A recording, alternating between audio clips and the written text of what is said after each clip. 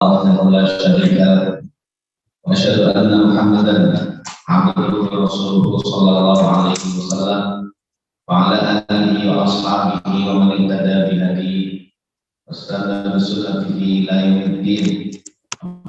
ان احسن الكلام كلام الله وخير الهدي هدي محمد صلى الله عليه وسلم وشر الامور محدثاتها وكل محدثة بدعة wa kullu bid'atin dhalalah wa kullu dhalalatin finnar amma ba'd. Bapak-bapak, ibu-ibu, jamaah kaum muslimin dan muslimat, jamaah Masjid Asy-Syakirin yang saya muliakan dan yang saya cintai lillahi ta'ala, rahimakumullah. Semoga Allah memberikan rahmat pada Bapak Ibu sekalian dan juga kita semua. Puji dan syukur kehadirat Allah atas segala pemberian dan karunia yang sangat banyak, yang berlimpah, yang sampai saat ini Allah berikan dan curahkan tanpa henti pada kita semua. Oleh karena itu mari kita syukuri nikmat Allah tersebut dengan kita selalu meniatkan untuk selalu taat kepada Allah Subhanahu wa taala. Karena kita masih diberikan umur panjang jamaah sekalian. Masih diberikan modal oleh Allah Subhanahu wa taala untuk menghadap Allah, maka modal tersebut harus dimanfaatkan untuk perdagangan antara kita dengan Allah. Yaitu maknanya adalah melakukan ibadah. Karena di dalam banyak ayat gitu ya, atau dalam beberapa ayat di dalam Al-Quran, jadi seorang hamba beribadah kepada Allah, kemudian menyerahkan dirinya untuk kebaikan dan kemuliaan agama Allah, kemudian beramal apapun di dalam agama Allah, itu semua adalah dalam bentuk dagangan antara seorang hamba dengan Allah Subhanahu wa taala. Maka jamaah sekalian, ya, jangan sampai kita sia-siakan dagangan akhirat kita, karena ini adalah dagangan yang nggak akan pernah rugi kalau kita benar melakukannya. Bapak Ibu sekalian yang dirahmati oleh Allah, yang berikutnya salawat dan salam semoga Allah curahkan dan limpahkan pada uswatun hasanah kita Rasulullah Sallallahu Alaihi Wasallam, kemudian kepada keluarga beliau, istri-istri beliau, para sahabat beliau, dan juga kepada siapa saja yang selalu tegar dan istiqamah di atas ajaran yang mulia ini sampai hari kiamat. Mudah-mudahan kita termasuk di antara umat Nabi yang selalu tegar dan istiqamah di atas syariat yang mulia ini sampai ajal menjemput kita masing-masing. Bapak Ibu jamaah kaum muslimin dan muslimat, azanillah wa iyyakum. Untuk pertemuan kita kali ini ya kita seling dulu jamaah sekalian dengan kajian tematik. Tidak kita teruskan kajian sementara ya. Kita ganti kajiannya dari fikih masalah talak yang sebenarnya jelimet jamaah sekalian, dan ada sesuatu yang lebih utama lagi daripada fikih talak, yaitu tentang masalah mengingatkan hal-hal yang bisa menyempurnakan Ramadan kita jamaah sekalian. Barangkali jamaah sekalian ini adalah Ramadan terakhir bagi kita, makanya perlu bagi kita untuk bisa, dan juga kita tidak boleh bosan untuk bisa selalu mendapatkan peringatan tentang hal-hal yang dapat menyempurnakan Ramadan kita. Mudah-mudahan Ramadan besok ini adalah Ramadan terbaik bagi kita ya mas sekali. Karena ya kita harus merasa bahwasanya barangkali selama ini Ramadan kita masih kurang, atau bisa jadi termasuk Ramadan yang nggak diterima sama sekali atau nggak sah sama sekali. Dan selayaknya bagi orang yang beriman seperti itu. Jadi merasa selama ini amalan yang dia lakukan itu masih belum diterima oleh Allah, masih khawatir gitu ya. Nah, karena kekhawatiran ini jemaah sekalian itu bisa memotivasi dia di masa depan untuk bisa menyempurnakan agamanya dan juga ibadahnya. Bapak Ibu sekalian yang dirahmati oleh Allah Subhanahu wa taala, ya, barangkali besok itu adalah Ramadan terakhir bagi kita, bagi saya dan juga mungkin bagi Bapak Ibu sekalian, karena kita tidak mengetahui berapa lama lagi umur kita ya.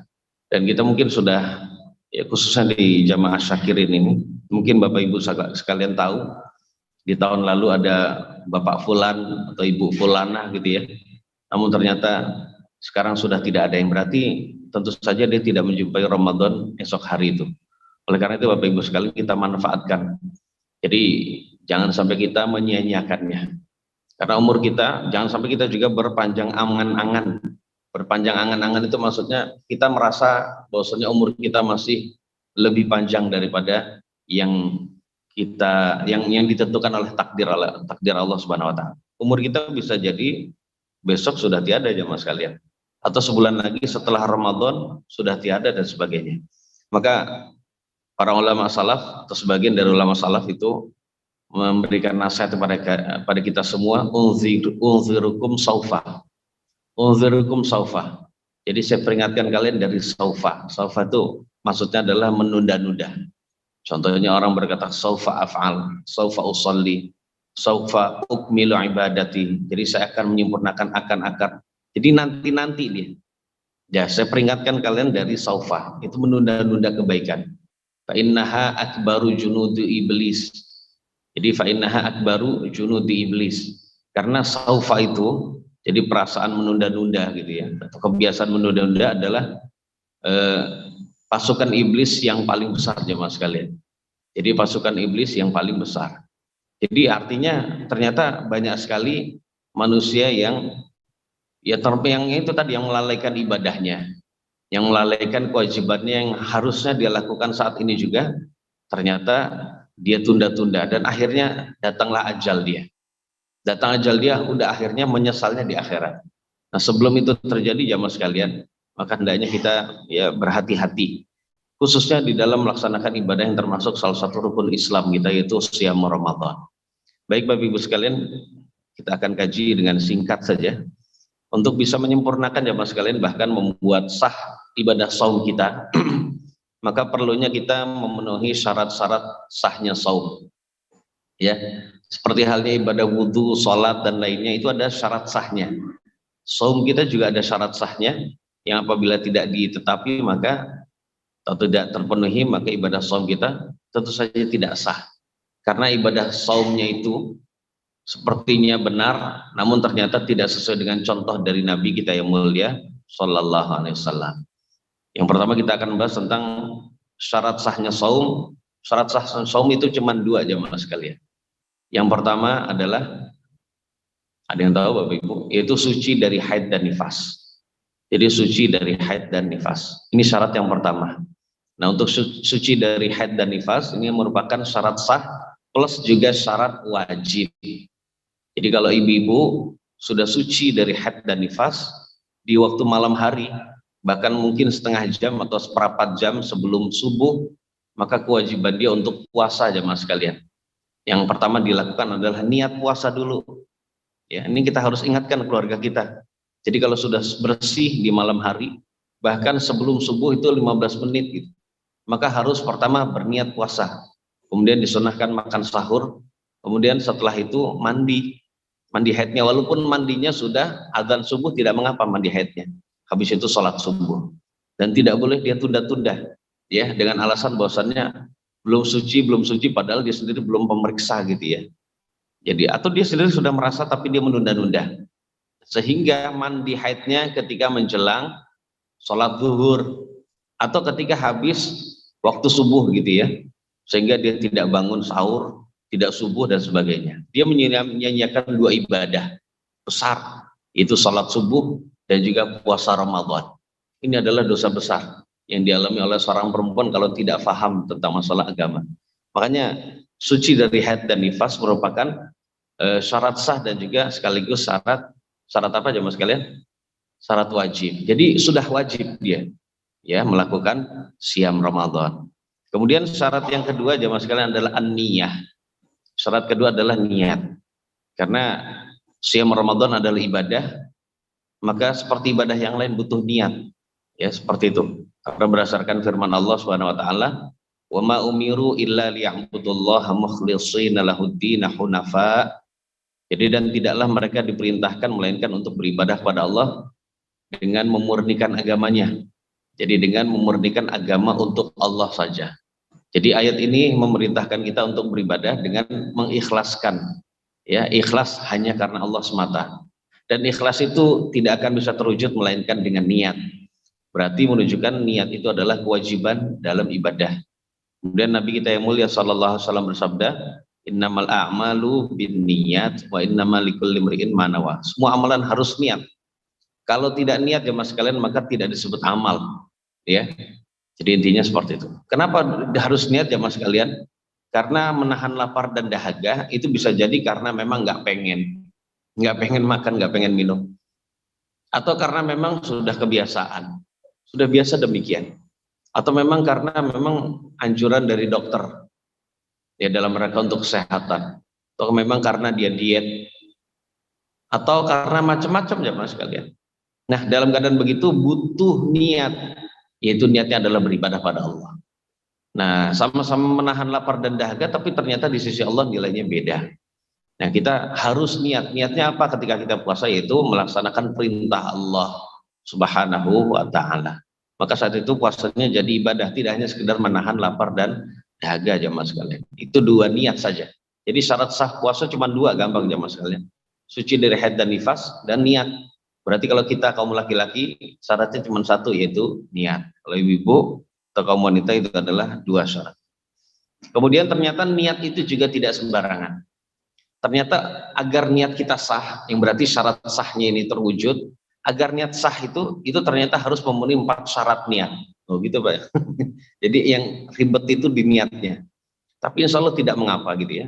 Insya Allah mudah jamaah sekalian. Jadi yang banyak itu adalah niat syaratnya. Syarat yang pertama dari niat agar niat itu sah, yaitu al-jazmu. Jazmu itu maknanya adalah apa? Ada yang tahu jamaah sekalian? Itu tekad bulat. Jazmu itu maknanya adalah tekad bulat. Artinya tidak ada keraguan-raguan di dalam hati kita untuk berpuasa. Ya, saya puasa. Saya akan puasa. Itu namanya tekad bulat. Jadi kalau ragu-ragu contohnya gini, puasa enggak ya? Ntar aja deh, lihat deh. Jadi masih ragu-ragu gitu ya. Ini tidak boleh. Makanya kalau ada orang yang berpuasa di hari yang diragukan itu sebagai Ramadan, maka puasanya tidak sah. Bahkan itu termasuk bermaksiat kata Abu Hurairah radhiyallahu anhu. Jadi contohnya gini, contoh pemerintah menentukan Ramadan itu hari Senin, contohnya mas sekalian. Ada sebagian ormas menentukan Ramadan itu hari Ahad, berarti lebih dulu dari pemerintah. Dia sebenarnya condong pada pemerintah, cuma dia ya tetap berpuasa di hari Ahad. Alasannya karena hati-hati. Setelah ditanya kenapa kamu, kan bukannya kamu ngikutin pemerintah? Iya, tapi saya berhati-hati karena sudah ada yang menentukan Ramadan adalah hari Ahad, ya saya jaga-jaga barangkali ini Ramadan juga. Maka ini puasa nggak sah jemaah sekalian. Karena Nabi kita yang mulia sallallahu alaihi wasallam bukan Abu Hurairah ya maaf ya. Man shoma yaumasy syakki faqad asa Abul Qasim sallallahu alaihi wasallam. Siapa saja yang berpuasa di hari yang diragukan, hari yang belum diyakini itu sebagai Ramadan, maka dia sebenarnya bermaksiat kepada Abul Qasim. Abul Qasim itu adalah kunyah dari Nabi kita yang mulia sallallahu alaihi wasallam. Sama seperti bermaksiat. Jadi intinya jamaah sekalian, ibadah itu enggak hanya sekedar butuh semangat, enggak. Tapi juga harus apa? Sesuai dengan contoh Nabi yang mulia sallallahu alaihi wasallam. Kemudian jamaah sekalian, jadi harus tekad bulat saya puasa, gitu ya. Kemudian syarat yang kedua adalah at-ta'yin jamaah sekalian. Puasa Ramadan, niat puasa Ramadan harus itu ditentukan. Ta'yin menentukan jenis puasa yang akan kita lakukan. Kalau Ramadan berarti harus kita tentukan saya puasa Ramadan. Nah gitu, besok saya puasa Ramadan. Jadi ditentukan puasanya. Karena puasa itu bisa puasa wajib, puasa sunnah. Puasa wajib juga ada Ramadan, qadha Ramadan, siyamul kafarah, puasa kafarah, dan juga puasa nazar. Maunya apa gitu. Kemudian puasa sunnah pun banyak macam-macamnya. Antum sendiri sudah tahu ya mas. Maka perlunya niat, saya puasa Ramadan besok. Berarti mantap plus menentukan. Syarat yang ketiga adalah at-tabyid. Tabyid itu maknanya adalah meletakkan niat di dalam hati kita ya mas sekalian di waktu malam. Ya harus meletakkan niat ini di waktu malam. Ya. Sebab kalau tidak niat di waktu malam, pokoknya sebelum fajar, maka puasa kita nggak sah. Walaupun sudah apa? Ya ada keyakinan. Walaupun ada kepastian, ada tekad bulat dan juga ada penentuan, tapi tidak niat di waktu malam maka tidak sah. Nabi kita yang mulia sallallahu alaihi wasallam bersabda, "Man lam yujmi'is shiyama qabla al-fajri fala shiyama lahu." Fala shiyama lahu. Jadi barang siapa yang belum berniat sebelum fajar ya, maka belum berniat puasa sebelum fajar, maka tidak ada puasa bagi dia. Mana tidak ada puasa maksudnya puasanya tidak sah. Nah, ini yang ngeri jemaah sekalian. Ini termasuk puasa yang tidak sesuai dengan contoh Nabi kalau nggak niat di waktu malam. Yang namanya waktu malam itu mulai dari terbenam matahari sampai sebelum subuh ya mas sekalian. Silakan antum mau niat kapanpun di waktu itu. Ketika antum niat, walaupun itu hanya beberapa detik saja, saya besok niat puasa Ramadan, maka saat itu besok itu puasanya sah. Walaupun antum nggak taraweh misalnya, karena uzur, walaupun antum nggak bangun sahur, maka ketika bangun ya, di waktu subuh, maka puasa antum sah seperti itu ya. Jadi demikian jemaah sekalian yang dirahmati Allah Subhanahu wa taala. Jadi harus ada apa namanya, puasanya tuh niatnya di waktu malam. Dan nggak harus setelah niat, contohnya habis isya niat, habis itu terus niatnya dalam hati gitu ya, nggak perlu. Yang penting sudah ada niat, walaupun itu hanya 5 detik misalnya, habis itu antum nggak niat-niat sama sekali, dilupakan. Mungkin yang pernah saya ditanya, bagaimana setelah niat itu kita berhadas, kita batal gitu ya, kemudian kita berhubungan suami istri di waktu malam, maka saat itu hadas kecil dan hadas besar itu tidak membatalkan niat ya.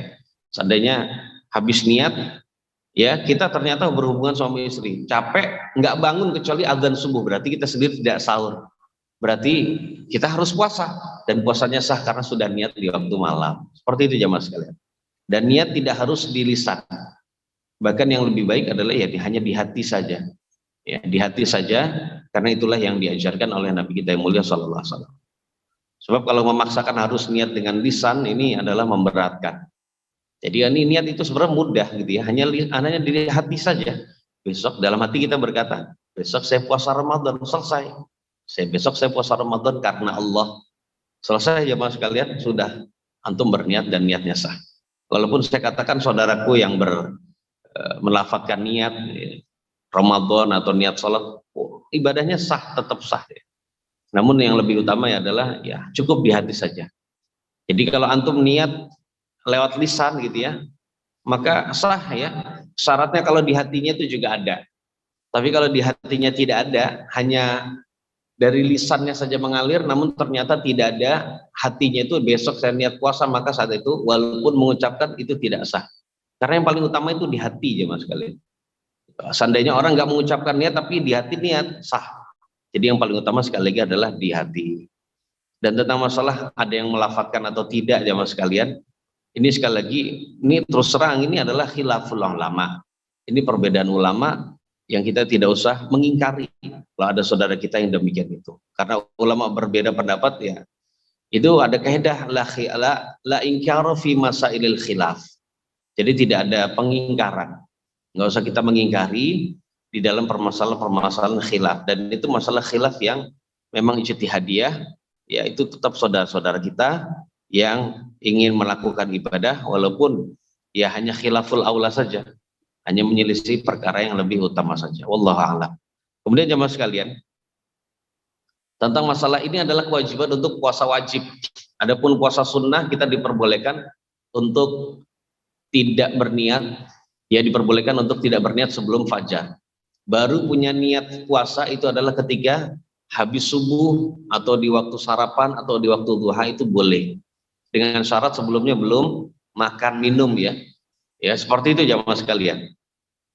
Tapi hanya baru dapat pahala puasa ketika niat itu. Contohnya baru niat ketika jam 8. Dia belum makan belum minum sebelumnya. Ya sah puasa sunnahnya gitu ya. Namun dia baru dapat pahala puasa ketika jam 8 itu. Namun berarti menunjukkan untuk puasa sunnah tetap yang lebih baik adalah sebelum fajar. Tapi seandainya memang tidak bisa, tidak mengapa. Itulah memang perbedaan antara puasa wajib dan puasa sunnah. Kalau puasa wajib nggak bisa diperbanyak jamaah sekalian, nggak bisa diperbanyak. Nah oleh karena itu syariat kita mempersempit, mengetatkan gitu. Jadi diperketat gitu ya aturannya. Nah untuk puasa sunnah disyariatkan oleh Allah untuk diperbanyak. Nah karena niatnya untuk diperbanyak atau tujuan adanya puasa sunnah untuk diperbanyak dalam rangka menyempurnakan yang sunnah, maka syariat kita agak melonggarkan.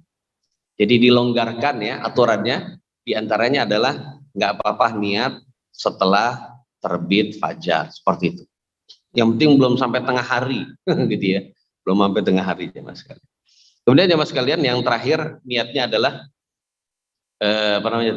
syarat yang keempat ya dari niat adalah tajdidun niyati likulli lailatin min Ramadan. Yaitu memperbaharui niat di setiap malam dari bulan Ramadan. Ini adalah kewajiban. Karena sebagaimana kita diwajibkan tadi berniat sebelum fajar, Sedangkan fajar itu setiap hari. Berarti menunjukkan malam itu setiap malam itu harus berniat. Jadi tidak cukup bagi kita saya niat puasa 1 bulan full, habis itu tiap malam nggak niat lagi, tidak boleh, karena nggak sah itu. Jadi harus diupdate niatnya setiap malam. Pokoknya kalau Bapak Ibu rajin sahur pasti niat puasa, gitu ya, pasti niat puasa, karena itu adalah makan pada waktu yang tidak biasa. Nah seperti itu. Kemudian jamaah sekalian, setelah puasa kita sah karena memenuhi syarat-syarat sahnya puasa dan juga syarat-syarat sahnya niat, maka perlunya kita meningkatkan, memperbesar dan meninggikan derajat kita jamaah sekalian, melipat gandakan pahala kita, pahala puasa kita, maaf ya, itu dengan cara kita menetapi adab-adab puasa. Jadi puasa itu harus dengan adab. Puasa itu selayaknya dilaksanakan dengan sunnah-sunnah dan adab-adabnya. Tidak cukup bagi kita hanya melakukan kewajiban saja, yaitu syarat sahnya saja, tidak, tapi harus dengan adabnya. Di antara adab-adab puasa yang bisa melipat gandakan pahala kita, yang bisa memperbesar ya, yang bisa meninggikan derajat kita adalah pertama makan sahur, mengakhirkan sahur, kemudian mempercepat berbuka jamaah sekalian, kemudian berbuka dengan kurma. Jadi yang batalin kita itu kurma, bukan kopi gitu ya. Gini yang suka kopi gitu, atau teh, atau sirup gitu. Yang batalin pertama kurma basah. Kalau kurma basah nggak ada, kurma kering. Kalau kurma kering juga nggak ada, berarti air putih. Setelah itu silakan meminum segelas kopi bongo gitu ya. Atau bukan, mohon maaf jamaah bapak yang masih ngerokok, yang membatalkan bukan rokok gitu, tapi adalah sunnah Nabi yang mulia Sallallahu Alaihi Wasallam itu ya. Ya lebih baik dihindari Pak, rokok maksudnya, walaupun sudah buka. Ya itu tadi. Kemudian berbuka puasa dengan doa yang sunnah dari Nabi, yang sahih dari Nabi, itu zahabal dhama'u wa batallatil uruq wa thabatal ajr insyaallah. Kemudian yang memperbesar pahala kita adalah kita memiliki jiwa dermawan saat puasa. Jadi jangan pelit jamaah sekalian. Kita dermawan dari sisi harta kita. Kalau hari-hari biasa kita nggak setiap hari sedekah, kalau Ramadan setiap hari Pak. Kalau kita lupa ya saling mengingatkan suami dan istri. Bu, tolong sedekah setiap hari karena saya sering lupa. Ya berarti saat itu antum juga sedekah, walaupun yang mengeluarkan adalah istri jamaah sekalian. Jadi intinya sedekah setiap hari. Nggak harus banyak, yang penting antum rutin.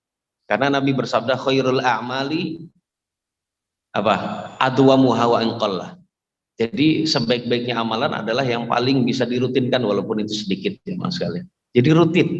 Berharap nanti kalau sudah terbiasa begitu sebulan penuh Pak, itu nanti akan terus di bulan selain Ramadan.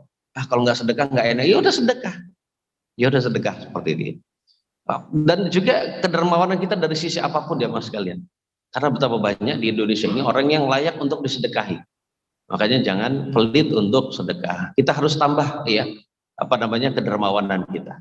Kemudian yang berikutnya jamaah sekalian, yang ketujuh, yaitu hendaknya kita memperbanyak membaca Al-Quran dan mempelajari maknanya. Yang belum bisa baca Quran, baca Quran, belajar gitu ya sampai bisa. Khususnya Al-Fatihah harus benar Pak. Ya setelah itu kita memperdalam maknanya. Kalau memang sudah lancar, dibaca diperbanyak sampai hatam minimal sekali. Walaupun sekali itu menurut ulama salaf itu dalam Ramadan sekali itu adalah cita-cita orang yang lemah gitu. Tapi bagi orang sekarang sekali itu gimana Pak? Udah oke, bagus itu. Tapi bagi bagi kaum salaf ya mas kalian, ada orang Ramadan cuma sekali hatam Quran, itu adalah cita-cita orang yang lemah. Itu orang yang cita-citanya rendah ibarat. Nah, cita-cita mereka nggak demikian, nanti kita jelaskan ya mas sekalian. Masya Allah mereka cita-citanya tinggi ya di dalam membaca Al-Quran sampai hatam. Kemudian yang paling utama jamaah sekalian di antara semua adab, yang tentu saja adab ini adalah adab yang bisa memperbesar pahala kita dan juga mencegah pahala kita hancur, hilang, yaitu menghindari diri dari hal-hal yang menghancurkan pahala puasa kita jamaah sekalian, berupa kemaksiatan yang lahir dan batin. Karena pahala puasa kita bisa hilang jamaah sekalian, bisa hilang. Jadi kita hanya menetapi kewajiban saja, gugurin kewajiban aja, tapi pahalanya nol, bisa. Dan kalau seperti itu berarti kita seperti sabda Nabi, rubba shaimin laisa lahu min siyamihi illal ju'. Tidak ada banyak orang yang puasa yang tidak mendapatkan apapun dari puasanya melainkan hanya lapar saja plus dahaga. Nah gitu ya. Namun ternyata tidak dapat pahala apa-apa. Makanya penting bagi kita untuk bisa menghindari maksiat. Maksiat yang lahir apa Bapak Ibu? Baik maksiat yang kecil maupun yang besar, apalagi maksiat yang lahir dan batin. Yang lahir contohnya mohon maaf jelalatan, mohon maaf ya mungkin ya berkata yang contohnya dari lisan ya. Kalau dari lisan adalah berkata buruk, berkata yang porno gitu ya, berkata yang ya berkata yang kotor, kemudian berdusta, namimah, ucapan adu domba, walaupun jujur ya mas kalian. Jadi di dalam Islam itu hebatnya gini ya, saking Islam mementingkan atau mengutamakan persatuan dan perdamaian umat Islam, sampai yang dusta itu diperbolehkan, yang dosa besar dusta itu diperbolehkan.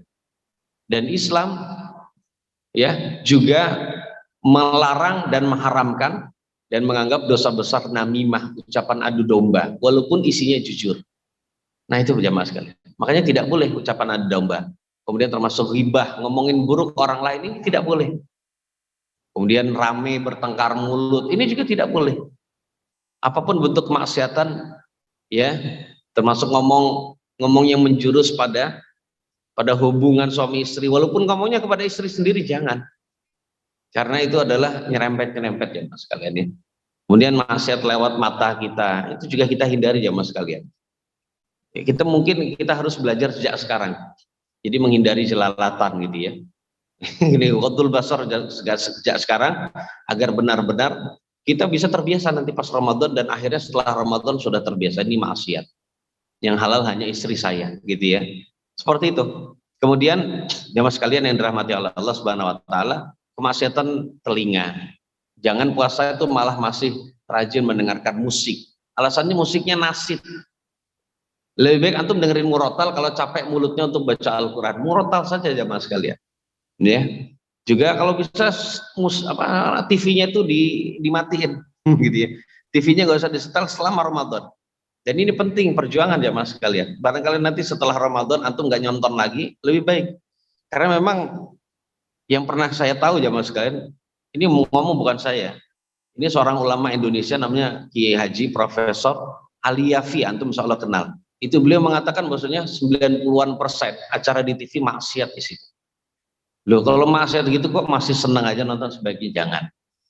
Sebaiknya jangan ya. Ya murotal saja gitu ya. Yang murotal saja. Kecuali kalau TV yang ada di channel Al-Qur'an yang ada di Mekah atau channel hadis Nabi yang ada di Madinah gitu ya. Antum setel nggak apa-apa itu kalau memang demikian. Atau TV dakwah gitu ya. Itu tidak mengapa.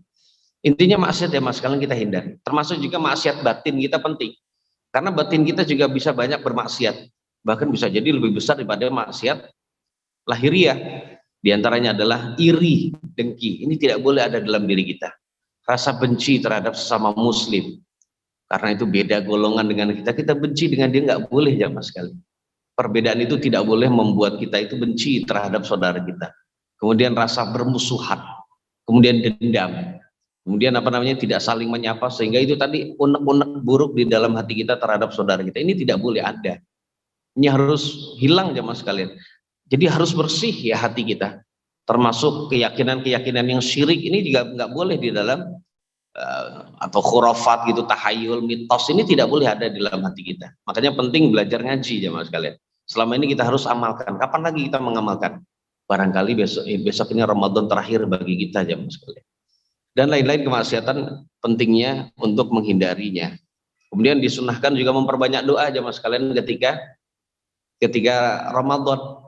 Karena antum melihat di dalam Al-Quran ayat-ayat yang berhubungan dengan Ramadan itu ternyata diseling dengan ayat yang berbunyi wa idza sa'alaka 'ibadi 'anni fa inni qarib ujibu da'watad da'i idza da'an. Ini ayat yang bermakna apabila hambaku bertanya kepada kamu wahai Muhammad tentang saya, katakan bahwasannya saya sedekat. Katakanlah bahwasannya saya dekat. Saya akan selalu mengabulkan doanya orang ketika dia berdoa padaku. Ini ayat ini Allah selingi, setelah ayat ini Sebelum ayat ini ayat tentang Ramadan. Setelah ayat ini ayat yang masih berkenaan dengan Ramadan. Jadi diselingi, berarti menunjukkan selayaknya bagi kita untuk banyak berdoa di bulan Ramadan. Nabi kita yang mulia sallallahu alaihi wasallam juga bersabda, salatu da'awatin mustajabat.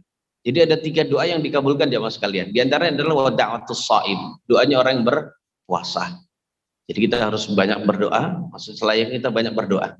Dan dikabulkannya doa orang berpuasa itu tidak hanya ketika menjelang Ramadan, menjelang berbuka, tidak.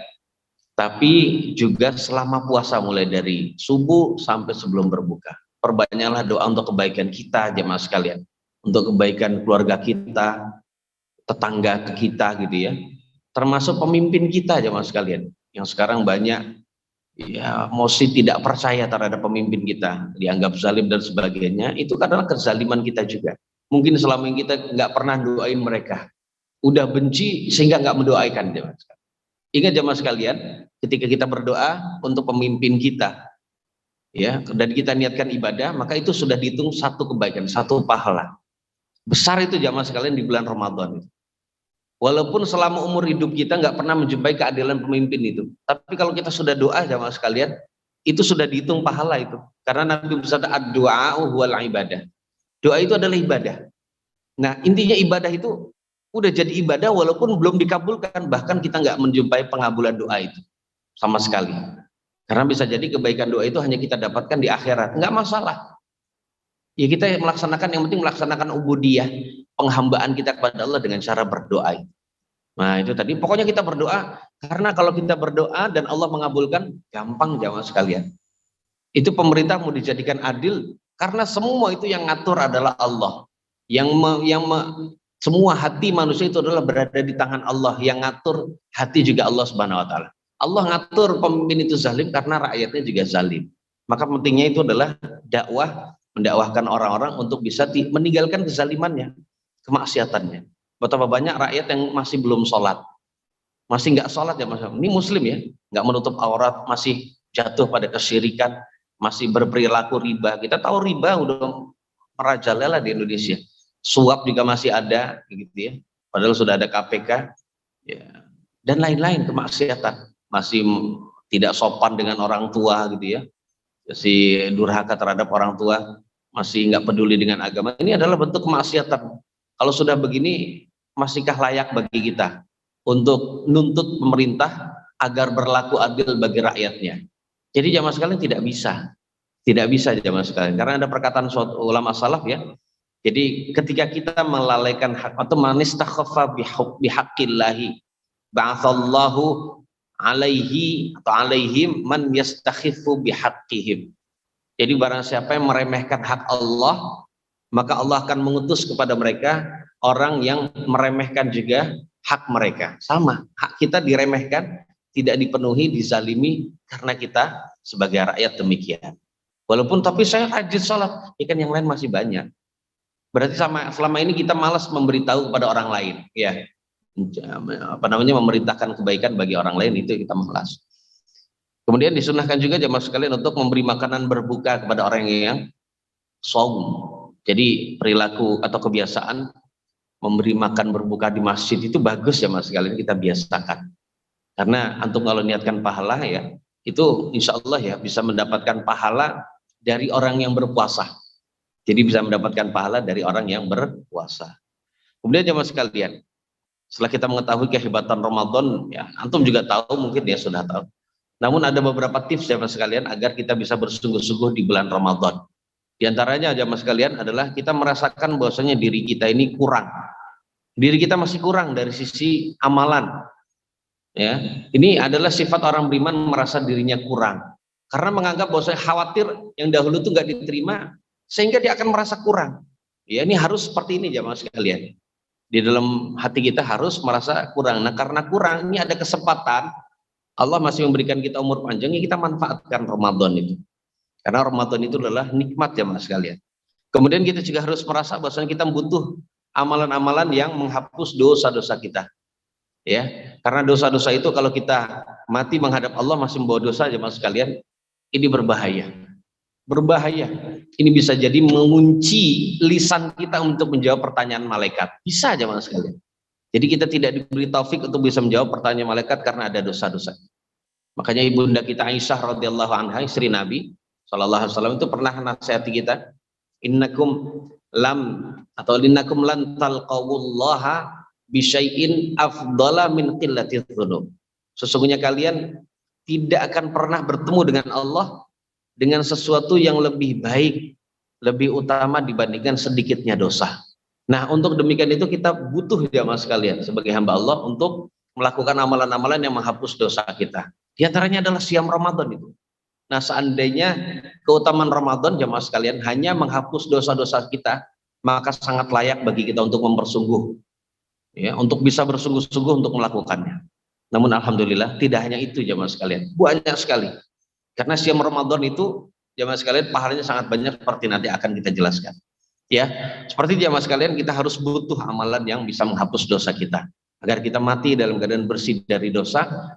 Lisan kita nanti dimudahkan oleh Allah Subhanahu wa taala untuk menjawab malaikat. Pertanyaan malaikat itu dengan pertanyaan yang membentak jamaah sekalian.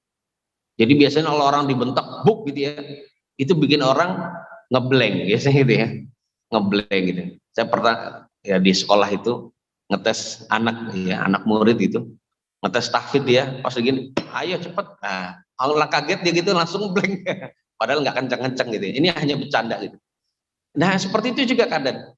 Nah, dalam keadaan begitu kita butuh sesuatu yang menetapkan kita, yaitu ternyata amal kita aja, Mas. Kemudian kita juga jamaah sekalian harus harus muhasabah. Jadi tips yang ketiga agar kita benar-benar bisa bersungguh-sungguh di bulan Ramadan harus bermuhasabah. Jadi mengintrospeksi diri kita, menghitung-hitung, bertanya pada diri kita. Muhasabah intinya adalah bertanya pada diri kita.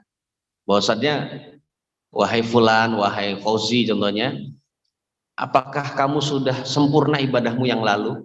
Sudah berapa banyak puasa sunnah yang kamu lakukan? Sudah berapa banyak ayat Al-Quran yang kamu baca? Kemudian sudah berapa banyak kamu sholat di masjid? Setiap harikah kamu sholat di masjid? Sudah berapa banyak? Sudah macam-macam ya mas kalian. Bisa jadi umurmu tinggal besok hari atau setelah Ramadan kamu meninggal. Kenapa kamu tidak bersungguh-sungguh? Apalagi yang kamu tunda? Itu harus ditanya dalam diri kita ya mas kalian. Tujuannya agar apa? Dan ini kebiasaan seperti ini sebenarnya nggak hanya Ramadan, tapi harus terus di dalam diri kita muhasabah diri kita. Kita ini sudah bisa menghindari maksiat atau belum dan sebagainya. Nah, ini yang bisa membuat kita jamaah sekalian benar-benar bisa bersungguh-sungguh di bulan Ramadan. Karena kalau tahu ternyata setelah pertanyaan itu ternyata kita masih kurang, kita nanti akan bersungguh. Kemudian yang keempat maaf. Jadi tips yang keempat agar kita bersungguh-sungguh di bulan Ramadan adalah kita merasakan nikmatnya Ramadan. Jadi Bapak Ibu, bulan Ramadan yang insya Allah kita akan jumpai adalah nikmat terbesar dalam hidup kita. Karena bagi orang yang beriman, itu adalah nikmat terbesar. Sebagaimana Ramadan adalah atau ibadah adalah nikmat terbesar, maka Ramadan pun adalah nikmat terbesar juga. Dan diantara jadi intinya kita bisa menjumpai Ramadan jamaah sekalian adalah sekali lagi nikmat terbesar dalam hidup kita. Ini ada hadis Nabi yang mulia jamaah sekalian yang menunjukkan bahwasanya dengan Ramadan kita bisa jumpai dan kita bisa manfaatkan dengan amal ibadah. Ini bisa membuat kita bisa tinggi derajatnya di surga. Jadi di zaman Nabi pernah ada dua laki-laki dari suku Qudo'ah namanya. Qudo'ah itu masuk Islam. Masuk Islam bersamaan. Setelah masuk Islam, ya mengamalkan ajaran Islam, menjalankannya, termasuk jihad fisabilillah. Berperang melawan orang kafir. Jihad fisabilillah. Kemudian salah satunya meninggal jamaah sekalian. Berarti mati syahid. Kemudian yang satu lagi ya. Yang satunya lagi meninggalnya setelah setahun. Yang satu lagi meninggal setelah setahun dan itu pun meninggal biasa, tidak mati syahid. Meninggalnya biasa. Setelah kedua-duanya meninggal jamaah sekalian, maka saat itu ada sahabat Nabi yang mulia Thalhah bin Ubaidillah mimpi. Thalhah bin Ubaidillah adalah salah satu sahabat yang dijanjikan surga. Dia bermimpi bahwasannya kedua-dua orang ini masuk surga. Dan yang masuk surga adalah ternyata yang meninggalnya biasa. Habis itu diikuti orang yang meninggalnya mati syahid.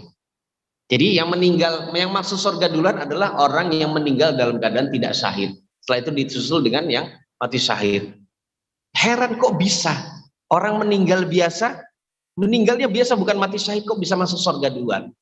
Dan kita tahu jemaah sekalian, kalau orang itu nanti di akhirat masuk surga duluan, berarti dia yang paling mulia. Dan tidak ada yang lebih mulia dibandingkan Nabi kita yang mulia Sallallahu Alaihi Wasallam saat itu ya. Maksudnya setelah Allah gitu ya. Makhluk manusia yang paling mulia adalah itu Nabi. Ya, beliau nanti masuk surga duluan, beliau yang membuka pintu surga duluan, dan beliau masuk surga duluan. Diikuti oleh umatnya yang keimanannya enggak mendekati beliau. Begitu terus. Dan nanti akan ada umat Nabi yang paling rendah keimanannya, dia belakangan masuk ke dalam surga. Paling nomor terakhir ya.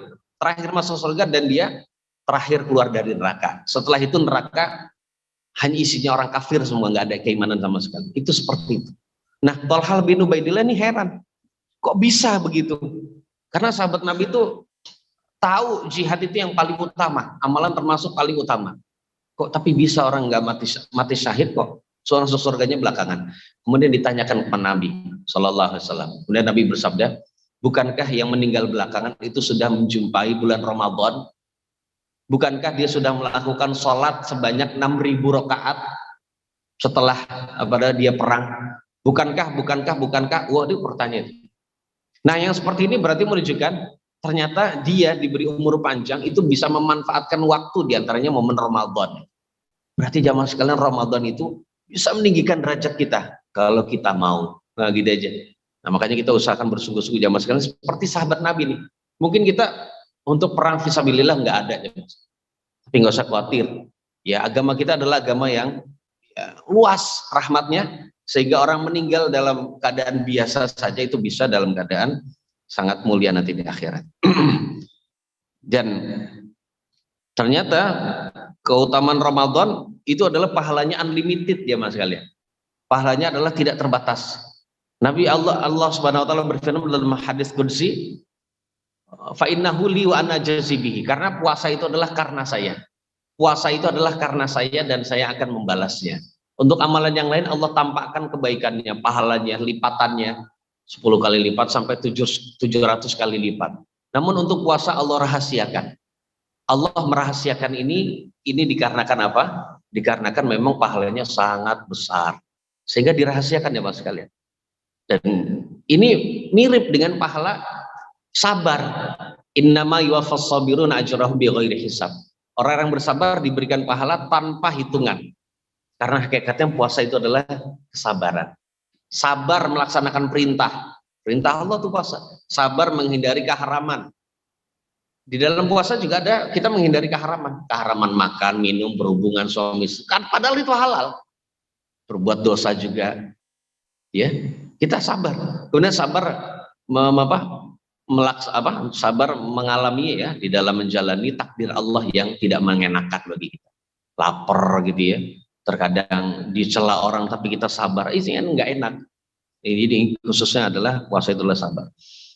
Yang kelima jemaah sekalian, tips yang kelima adalah kita khawatir Ramadan ini hilang dalam keadaan dosa kita belum diampuni. Kalau sudah demikian itu berarti kita masuk dalam doa celaka Nabi. Doa celakanya Jibril yang diamini oleh Nabi. Nabi pernah naik mimbar itu berkata amin 3 kali jemaah sekalian. Amin, amin, amin gitu ya. Kemudian sahabat Nabi, ini kenapa nih? Ada apa nih amin ini Nabi ini?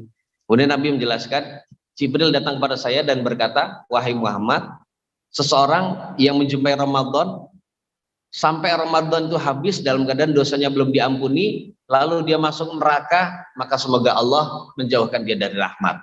Nabi berdoa, amin. Wahai Muhammad, orang yang menjumpai salah satu atau kedua orang tuanya, lalu dia tidak bisa berbakti pada orang tuanya, kemudian masuk neraka, maka semoga Allah menjauhkan dia dari rahmat. Nabi bersabda, amin. Wahai Muhammad, orang yang disebut nama kamu, namun dia tidak membaca sholawat untuk dirimu, lalu ketika dia masuk neraka, maksud saya gitu ya, maka semoga Allah menjauhkan dia dari rahmat. Nabi berdoa, amin. Seperti itu ya mas. Itu hadis yang betul. Nah, adapun hadis yang di WA itu, nah, wahai Muhammad, orang yang belum minta maaf pada suaminya, semoga dia masuk neraka gitu. Amin. Belum minta maaf kepada orang tuanya, dia masuk neraka. Nggak ada itu ya mas sekali. Yang ada itu tadi hadis yang ketiga ya, yang tiga-tiga itu tadi. Jadi kita manfaatkan ya mas sekalian momen Ramadan gitu ya. Karena Allah sudah membuka banyak sekali pintu kebaikan adalah lucu ketika seseorang Ramadan kok masih belum diampuni dosanya. Itu bisa jadi karena banyak jelalatan jamaah sekalian.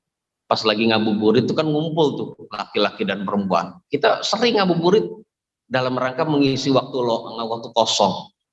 Ya bukan berarti dilarang antum beli makanan berbuka, enggak dilarang. Tapi jelalatan itu jamaah sekalian bikin dosa gitu. Makanya bahaya. Makanya dosa ini membuat kita apa? Dosa ini membuat kita malas untuk beribadah. Makanya di masjid manapun ya mas sekalian, terjadi kemajuan di dalam shaf. Itu karena apa? Bisa jadi karena pas lagi Ramadan banyak dosa. Dan juga dosa yang lain, dosa di kantor, masih saja curang. Masih saja ya bergaul bebas dengan wanita gitu contohnya dan lain-lain. Nauzubillah summa nauzubillah. Jadi intinya jamaah sekalian, kita harus perhatikan. Kemudian yang keenam terakhir ya maaf. Ini kita harus mempelajari sebab-sebab kita lupa, kita lalai kita lalai di Ramadan atau di waktu-waktu yang lalu. Kenapa di tahun lalu saya nggak hatam Quran? Kenapa Ramadan tahun lalu kita tidak hatam Al-Quran misalnya? Kenapa di bulan Ramadan lalu saya hanya hari pertama dan kedua saja taraweh? Kenapa kita tidak sedekah atau jarang sedekah? Kenapa puasanya masih banyak marah-marah? Itu lalai. Itu kita pelajari jamaah sekalian, kita introspeksi, dan setelah kita tahu kita hindari. Sekali lagi jamaah sekalian, jangan sampai kita menunda-nunda, karena ini adalah umur yang benar-benar sangat berharga yang Allah berikan pada kita. Jadi jangan sampai seperti kita nunda-nunda. Ini gambarnya seperti kaum jamaah sekalian, saya sedikit ya lagi. Seperti kaum yang safar, gitu ya, yang datang ke suatu, jadi rombongan safar datang ke suatu desa, gitu. Kemudian setelah itu dia setelah datang ke suatu desa untuk beristirahat. Setelah beristirahat, ya pas beristirahat di situ ternyata ada orang yang saat momen istirahat itu dia manfaatkan untuk mempersiapkan untuk perjalanan berikutnya. Ya beli ini beli itu di desa itu, termasuk menyegarkan dan mengenyangkan kendaraannya. Namun ternyata ada orang lain lagi yang santai saja pas lagi istirahat. Kita sepertinya akan lama tinggal di sini, tinggal di desa ini selama sebulan. Akhirnya dia santai-santai. Yang lain sibuk, dia santai saja. Santai-santai sehingga akhirnya trompet keberangkatan kata ulama itu ditiupkan dan akhirnya dia bingung. Kok berangkat sih? Loh, bukannya kita akan lama di sini? Wah, bingung dia. Belum siap-siap apa-apa jamaah sekalian. Nah, akhirnya orang yang sudah siap-siap dia langsung sudah berangkat saja siap. Jadi kalau dia bingung, kendaraannya belum dikasih makan, haus, dia juga belum punya apa-apa, udah akhirnya bingung. Itulah gambaran orang yang tidak mau bersiap-siap, tidak mau memanfaatkan waktu dari umurnya untuk beribadah pada Allah. Wallahu a'lam bishawab. Semoga Allah memberikan taufik pada kita untuk bisa memanfaatkan umur kita. Barangkali di antara Bapak sambil nunggu syuruk ada yang mau bertanya, silakan. Moga Pak. Waalaikumsalam. Moga Pak.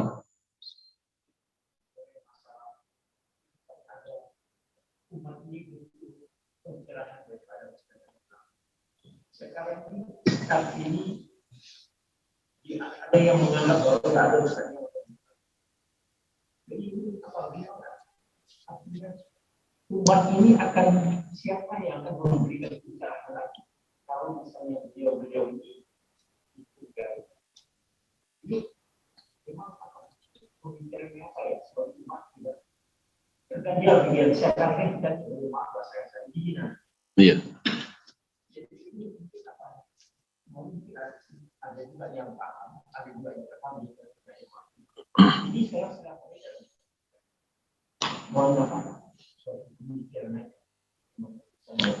Waalaikumsalam warahmatullahi wabarakatuh. Ya memang ya kita mengalami ujian ya mas sekalian. Umat Islam secara umum di Indonesia ini mengalami ujian ketika dikit-dikit Islam itu disebut radikal. Orang yang mempunyai ciri tertentu disebut radikal gitu ya. Ciri jenggot atau cingkrang atau memakai jubah itu disebut radikal dan sebagainya.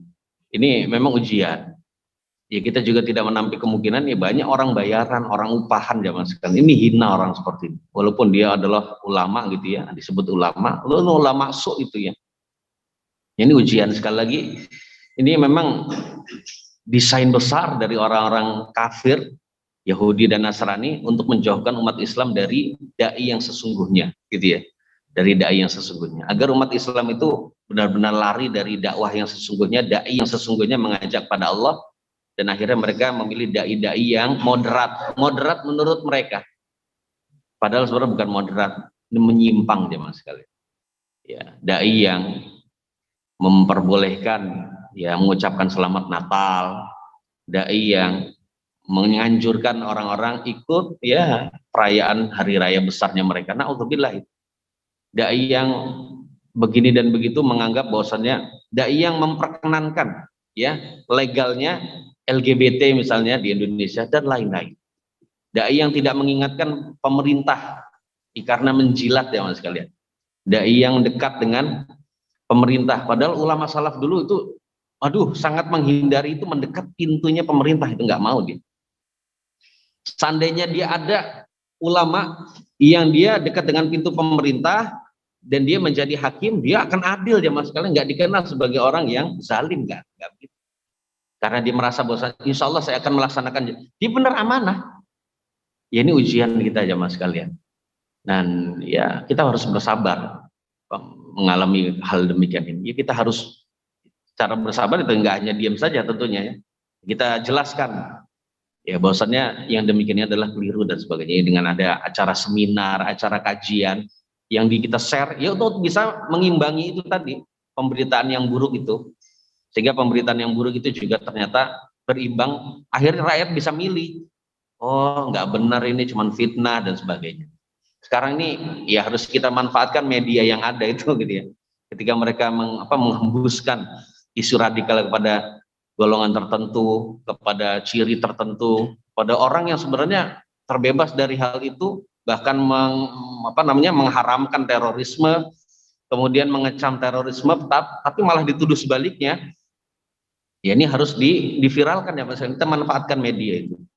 Ini disebut ghazul fikri, jadi perang pemikiran. Udah silakan. Ya, nanti yang penting kita usaha, nanti Allah Subhanahu wa taala yang menentukan ya Mas. Ya kita mohon pada Allah Subhanahu wa taala mudah-mudahan negeri ini Allah jaga dari hal-hal yang buruk. Pemerintahnya diberikan petunjuk untuk bisa ditunjukkan pada kebenaran dan sebagainya. Wallahu a'lam bishawab. Jangan lupa jamaah sekalian doa yang banyak buat pemerintah kita yang lagi ya begini keadaannya antum gitu tahu. Ada lagi Pak, silakan. Cukup Pak ya? Oh, monggo Bapak mau nanya.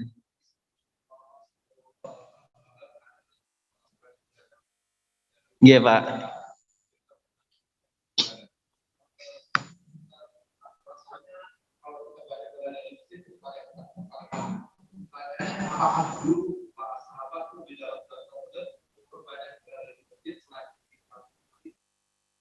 Iya, memang para sahabat itu ya, sudah biasa yang namanya seperti itu. Ya mereka yang namanya bulan Ramadan itu mereka manfaatkan untuk ibadah kepada Allah Subhanahu wa taala. Khususnya kalau membaca Al-Qur'an itu di waktu malam mereka banyak.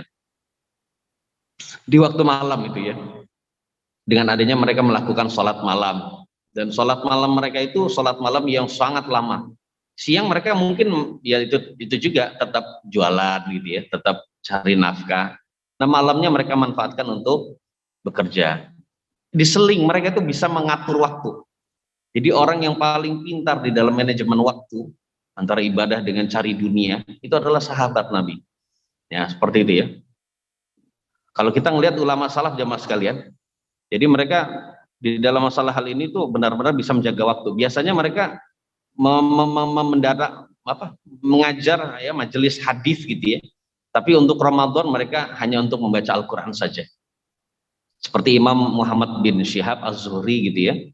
Biasanya mendatangi majelis para ulama dan juga membaca hadis gitu ya. Membaca hadis kemudian didengarkan oleh muridnya. Nah, ketika Ramadan beliau hanya membaca Al-Quran saja dengan mushaf. Udah hafal tapi dengan mushaf tetap melihat itu ya. Kemudian Imam Al-Bukhari rahimahullahu ta'ala di siang hari itu beliau menghatamkan 1 kali Al-Quran. Siang itu mulai dari subuh sampai sebelum buka puasa itu ya. Imam Asy-Syafi'i 60 kali hataman Al-Quran jemaah sekalian. Berarti siang 1, malam 1. Jadi kalau orang seperti ini ngomongnya nggak ada ngomong macam-macam, nggak ada ngomong yang nggak ada faedahnya, ya seperti itu. Jadi istilahnya ngomongnya itu adalah Al-Quran gitu. Walaupun dia mungkin nggak ngeliat mushaf tapi kan baca Al-Quran gitu. Ya ayyuhalladzina amanu qu anfusakum wa ahlikum. Jadi ngomong terus Al-Quran gitu. Jadi nggak ada yang hilang waktunya ya mas kalian. Karena mereka tahu betapa besar ini momen Ramadan itu ya. Sa'id bin Jubair ya, seorang tabi'in juga menghatamkan Al-Quran di setiap 2 malam. Setiap 2 malam ya mas kalian ya. Kemudian Utsman bin Affan, ini seorang sahabat Nabi yang mulia. Itu beliau setiap malam itu hatam 1 kali Al-Quran. Utsman bin Affan. Jadi mulai dari habis Isya sampai apa? Sampai subuh itu 1 kali hatam Al-Quran. Sampai sebelum subuh. Sholatnya cuma 1 rakaat saja Pak. Gitu. Tapi itu adalah sholat yang paling bagus. Karena afdolul sholati tulul kunut. Jadi sholat yang paling utama adalah yang paling lama kunutnya. Kunut itu maksudnya berdiri. Mana kunut itu mana berdiri gitu ya. Yang paling lama berdirinya. Karena panjangnya yang bacaan itu. Ini adalah sholat yang paling utama. Wallahu alam seperti itu Bapak Ibu. Ya, ada lagi? Cukup? Ya. Ya, intinya ya Mas sekalian, kedermawanan para ulama salaf juga banyak ya. Ada sahabat Nabi, itu Ibnu Umar, dia tidak mau berbuka puasa melainkan bersama dengan orang miskin. Gurunya Imam Abu Hanifah namanya Imam Muhammad bin Abi Sulaiman. Dia setiap hari itu memberi makan berbuka kepada 50 orang miskin, 50 orang maksudnya, setiap hari. Berarti kalau setiap hari 50 itu kali 30, hitung sendiri ya Mas kalian. Jadi sedekahnya itu jor-joran, dan mereka tidak ada yang fakir setelah banyak sedekah. Wallahu a'lam bishawab. Semoga Allah mudahkan kita.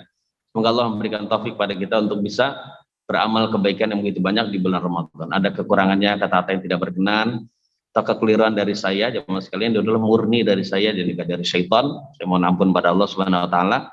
Dan apabila ada yang baik, itu juga murni berasal dari Allah Subhanahu wa taala. Dan kita tutup, subhanakallahumma bihamdik asyhadu an la ilaha illa anta astaghfiruka wa atubu ilaik. Assalamualaikum warahmatullahi wabarakatuh.